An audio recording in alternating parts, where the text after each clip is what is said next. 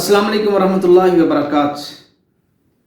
मैं हूं अब्दुल लतीफ़ कारी और आप देख रहे हैं अब्दुल लतीफ़ कारी चैनल।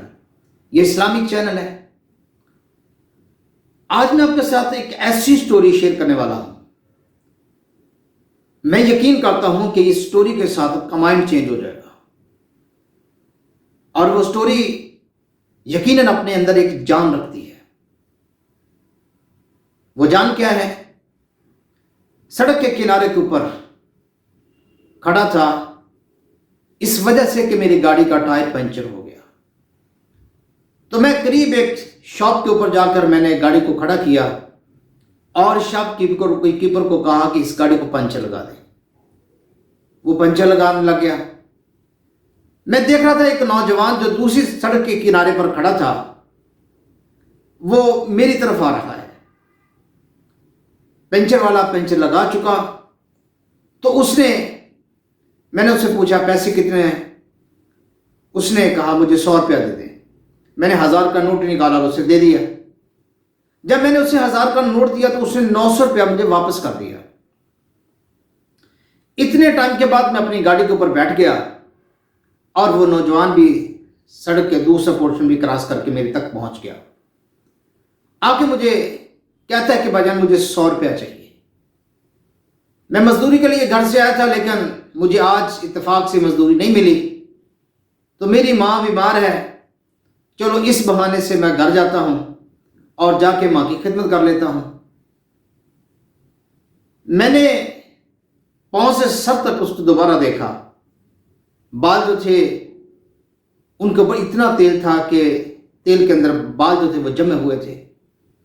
पांव का जो जूता था उस जूते के ऊपर सीमट और पांव पर सीमट लगा हुआ था। तो मैंने उसे 100 रुपया दे दिया। जब उसको 100 रुपया दिया तो दिल के अंदर एक अजीब सी कैफियत पैदा हो गई। मैंने उस नौजवान को दोबारा आवाज दी, बात सुने बेटा।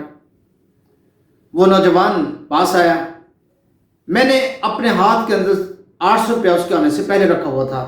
मैंने कहा बेटा ये भी 800 रुपया तुम ले लो और इसको तुम अपने पास रख लो। नौजवान कहने लगा मुझे इस 800 रुपये की हाजत नहीं, जरूरत नहीं है।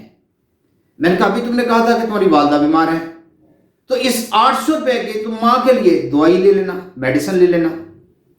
नौजवान कहने लगा कि मेडिसिन तो मैंने कल मां को लेके दे दी थी, आज तो बस मां की खिदमत करना चाहता हूं। चला तो पैदल भी जाता, लेकिन 3 घंटे लग जाते। अगर 3 घंटे लग जाते तो मां के वो टाइम नहीं दे सकता था। इसलिए मैंने आपसे दरखास्त की कि आप मुझे 100 रुपया दे दें। अभी बातें ही कर रहे थे कि करीब एक बस आई।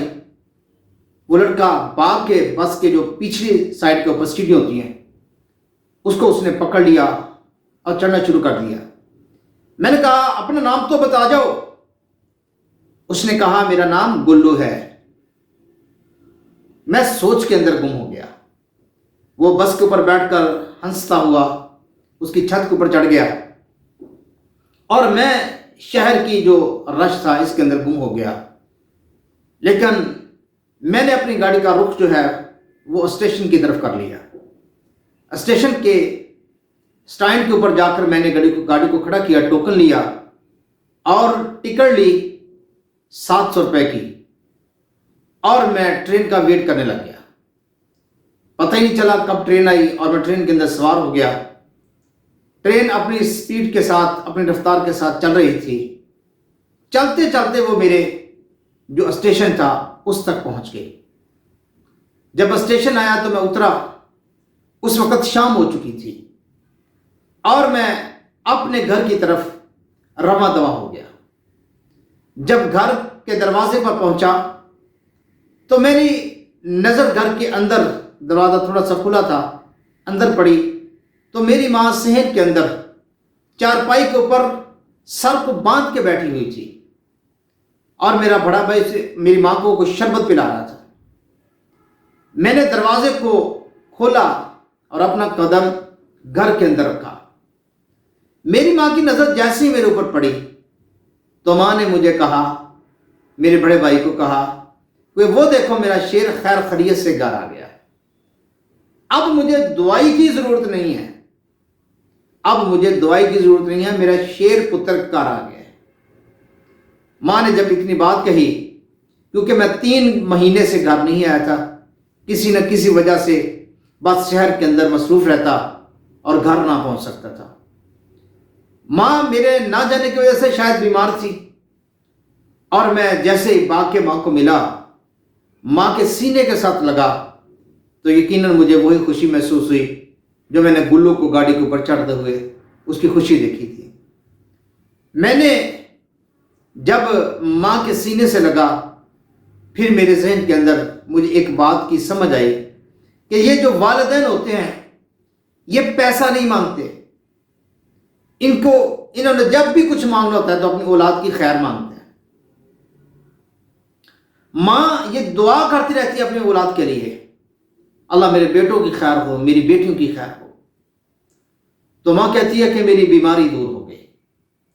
मैं यकीन से ये बात कहता हूं कि ये वाकया आपका माइंड चेंज कर सकता है, और जब माइंड चेंज हो जाए और इसको आप इसको शेयर कर दें किसी न किसी के साथ, मुमकिन है कि कोई ऐसा भूला हुआ अपने वालिदैन के पास लौट आए, और जब कोई लौटेगा अपने वालिदैन की तरफ तो यकीनन आपको भी खैर मिलेगी और मुझे भी खैर मिलेगी। मैं अल्लाह से दुआ करता हूँ, अल्लाह मुझे आपकी समझ की तौफीक अता फरमाए और वालिदैन के साथ मोहब्बत की तौफीक दे। वमा अलैना इल्ला अल बलागुल मुबीन। रब्बिग़फिरली वलिवालिदैय वलिमन दख़ल बैतिय मुअ्मिनन वलिलमुअ्मिनीन वलमुअ्मिनाति वला तज़िदिज़्ज़ालिमीन इल्ला तबारा। ऐ मेरे परवरदिगार, मुझको और मेरे माँ बाप को और जो ईमान लाकर मेरे घर में आए उसको और तमाम ईमान वाले मर्दों और ईमान वाली औरतों को मुआफ फरमा और जालिम लोगों के लिए और ज्यादा तबाही बढ़ा।